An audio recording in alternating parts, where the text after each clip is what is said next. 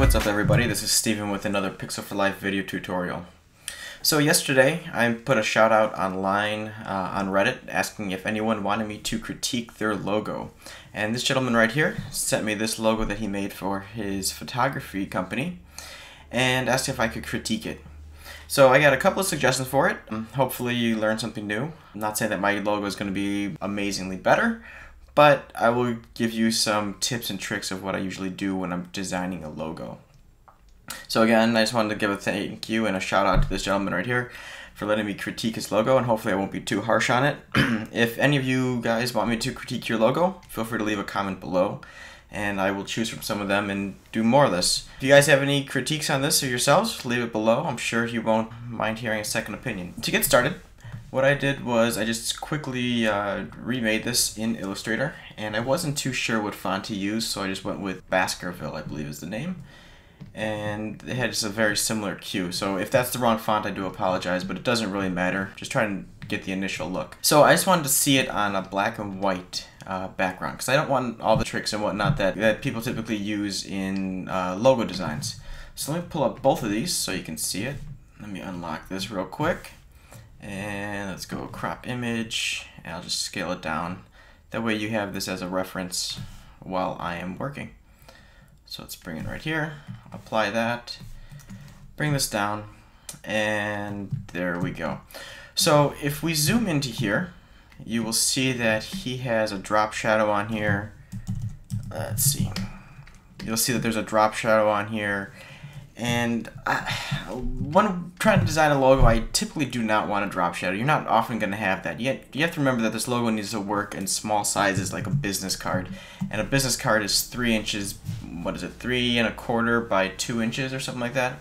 And the logo is going to be very, very small. So a drop shadow is just going to take away precious real estate. So when designing a logo, don't think about it with a drop shadow. You want a very basic design like this and make sure that it looks good in this design.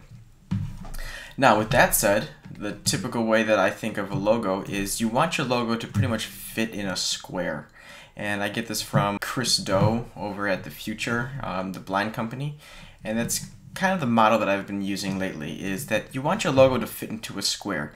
Now, that doesn't necessarily mean that all these words right here need to fit within the square, but you want your identifying mark to fit into a square. So let's just say this gentleman, he has this this blade or whatever this is. I'm not too sure what that symbol signifies, but if you put that into a square, you could see that there's a lot of blank real estate here. So that's kind of what I'm going to be trying to correct. I just want it to fit within these boundaries of a square. That way it's easily converted over to an icon. So that's kind of the criteria that I'm working with.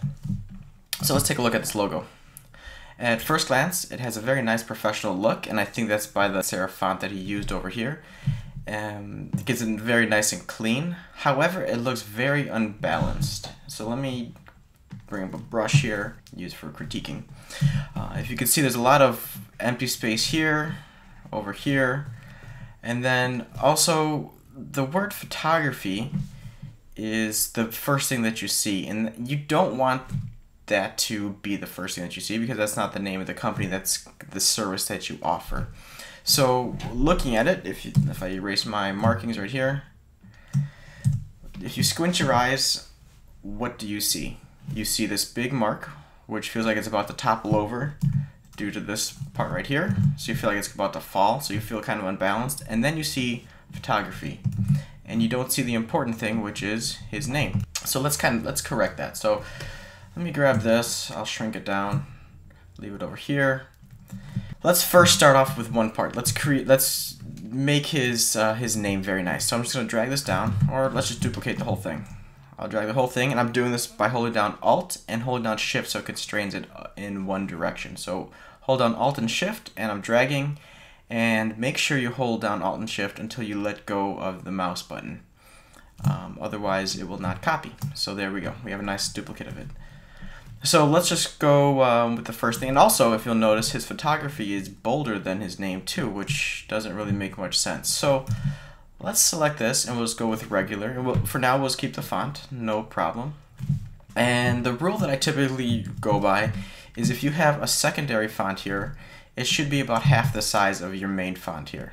And then we have a lot of styles going on. You'll see that we have bigger uppercase, or whatever the first letter is, larger uppercase than the rest of it. So let's get rid of all these little tricks that he's doing here and just make it all caps, and then let's get rid of the tracking and all that, and we'll just make the font size whatever. That works.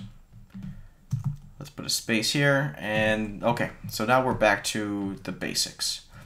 So let's say his font is 25. Let's bring this down. Let's try 12. Okay, so that might be a little bit too small, but as you can see, what do you see? You see his name. That's the most important thing. So we can separate this out by adjusting the tracking, and you can either click on character up here and adjust it this way, or I like to be fast and I select this, hold down my Option or Alt key, and arrow to the right or to the left to expand it out. So let's expand that out just a little bit. We're going to bring this word photography up closer because it looks like it's kind of just dangling over there. So to do that, we'll adjust the leading, and you can do that by either clicking on this and bringing it up or down, or I like to be fast again, hold down Option or Alt, arrow up or down, and it'll bring it closer or further away. So what I'm aiming for is just to fill up this space here. So there we go. So right away, when you look at it, you can see that his name is smack dab in the middle, the first thing that you see. And I think that looks a lot nicer. So we can play around with it. Let's just grab another font. And when using a font, I recommend using one of the basic fonts that people use, like Helvetica, what is it, like Frutiger. Don't try and download a fancy font, just use ones that people know that work out well. So let's just come over to here and let's just go with, let's try out Franklin Gothic. I like this font. Okay, and let's make this bottom is going to be light. Again, the word photography doesn't really matter as much as the name of the company. You're going to be, pitching out your company and whatnot. They should know that you're a photographer, and so they don't really necessarily need to see that before your name. Alright, so it's just two options there. Let's select this and maybe make it just a little bit lighter. Seems kind of heavy. Yeah, let's leave it to the side. Personally, I like this. I think he wants to go for more of an elegant look, so we'll leave both options, but I think I prefer the top just a little bit more. So while we're exploring, let's just try this out, and let's make it not all caps and see how that would look. And I don't really like that too much. Let's try it with this one. Character, get rid of all caps. Yeah, I don't like it. Let's keep it all caps, and let's just go with this. Alright, so we're making good headway. Now, let's work on his identifying mark, which is this thing right here. And honestly, I'm not really too sure what this is. If you can leave a comment below letting me know maybe what you think it is. But I feel like it looks way too large and out of place, kind of like a monument that's about to fall down. So I get a very uneasy feeling when I'm looking at it. So let's try and create something different. Let's try and make it more of a box shape. So let's create this. Let's make a square. Change it so there's a stroke. Change the stroke to an inset, and let's make the width of it 125. That might be too thick. Let's try that. And I'm actually getting an idea. Let's see if we can rotate this. Oops. Rotate it this way, and let's remove this one or subtract that out. And actually, it's kind of looking like a J and a V. So let's condense this in a little bit. Oops. Okay, I don't really like that too much. But it does help with that white space that's over there. Let's try maybe bring that in a little bit. Oops.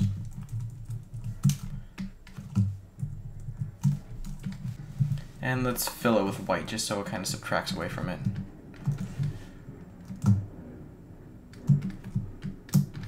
And that does fit in our criteria. Let's just make sure that it's within a square, and it's not. Oops. Let's make it fit into the square here. And make sure that it's all the same width. erase this. And that's one option. I don't know if I like it, but let's just continue playing around. So I'm gonna push that to the side. We'll throw this to the side. We can just keep messing around with it. And let's see if we can even adjust this a little bit. Oops.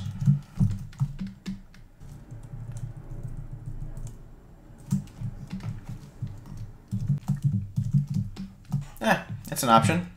Let's actually make a duplicate of it so we have different options, so we can see them all. Okay, there we go. Two different ideas. Let's put the original up higher so it's out of our way. Bring this down.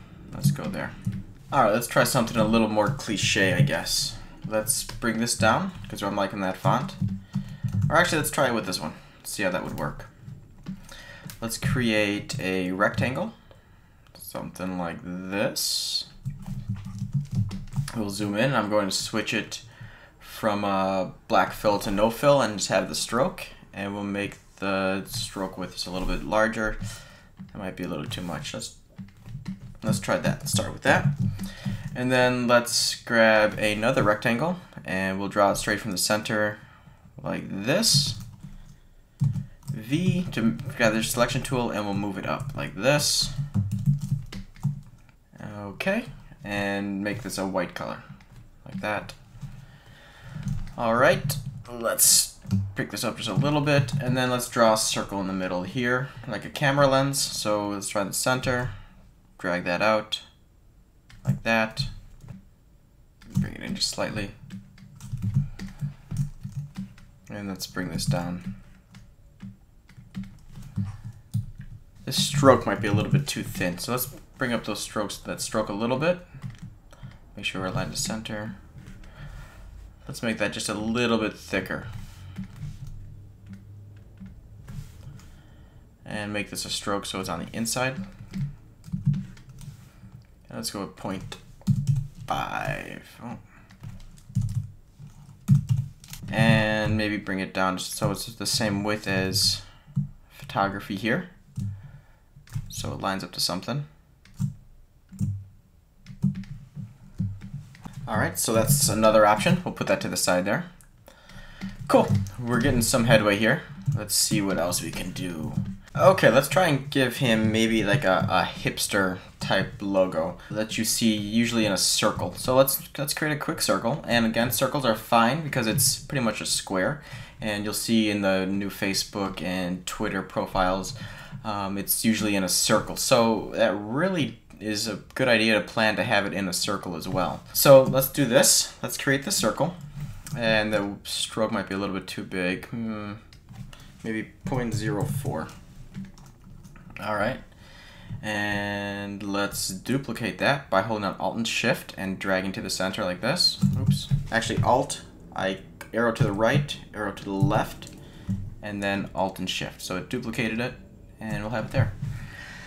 Alrighty, so we're going to use this as a path to write his name in there. So let's select his name, copy it, and then we're going to do type on a path. We'll click this and paste it in there. Now let's make the font size much smaller. Something like that.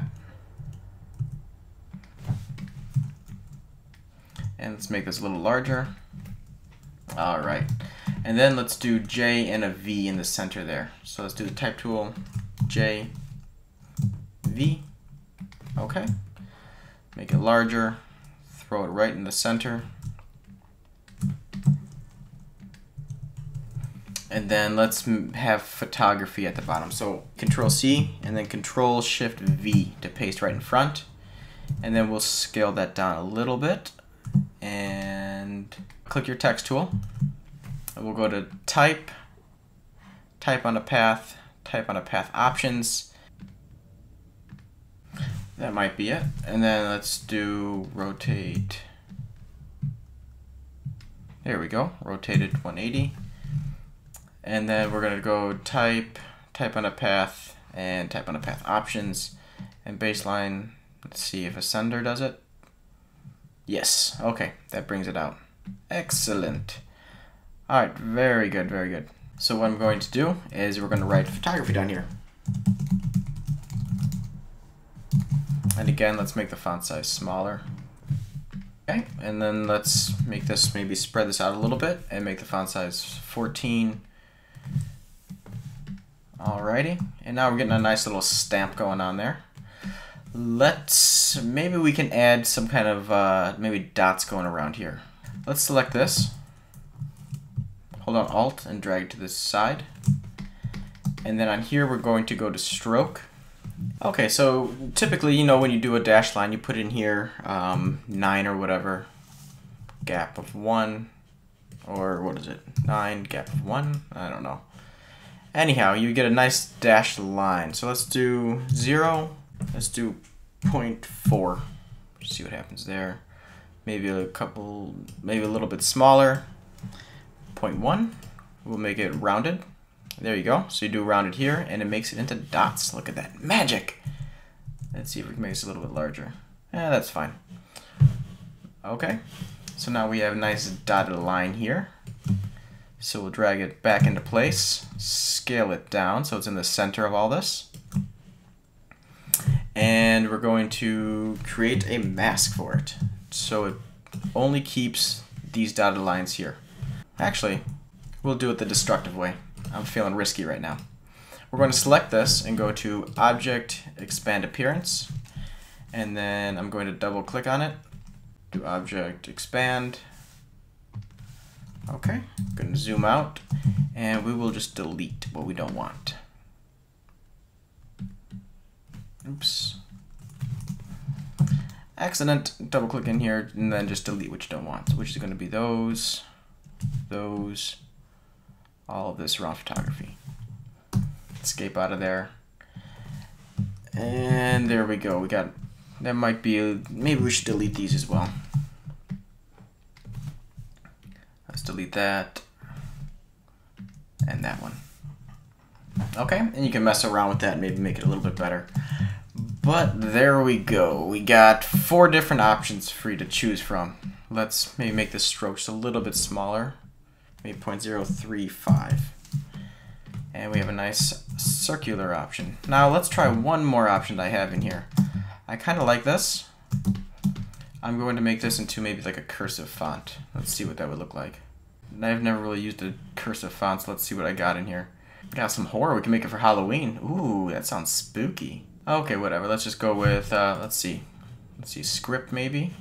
Okay, whatever. We can just go with this. Actually, that looks very strange. Let's not go with that one. Let's try out... Okay, whatever. We'll go with this. I'm wasting too much time. There we go. We'll go with that. Maybe bold, just to make it stand out a little bit more. Scale it down just a touch. Let's zoom in. Maybe we can mess with it just a little bit. And we'll bring that in just... Anywho, you get the idea. So, a lot of different options. And these feel a lot more balanced than this one right over here did. So there's some cool techniques. You just need to keep in mind that you want your logo to fit pretty much into a square. At least the main part that identifies your brand. You want it to fit into a square so then it can be scaled and also fit on your social media and all that. And then once you have that down, then worry about the colors and whatnot. And you really don't need your logo to have a whole lot of colors. Maybe one different color or something like that, and that's about it. I mean, you can probably get away if you change. Let's see if we made this camera. Let's expand it. Objects, expand. Okay, maybe if we made the camera a different color, let's make it. Let me ungroup it and select this and this. Okay, maybe if we made this like whatever, a purple color. Actually, let's make it red. Let's go with swatches and let's make it bright red. And that's all you need. I mean, that right there would be a good enough brand. You know, right from the camera that he does photography, you have his name there, and then you have the follow-up photography if you really need it, which you probably don't even. But if he wants to have it, he can. So, again, hopefully these tips and tricks help you out. Plan to build your logo in a square, and try not to use too many tricks to get the identity out. Hope this helps. If you want me to review your logo, feel free to leave a comment below, and I will hit you up and throw you in the next video. Thanks so much for watching, and see you guys next time.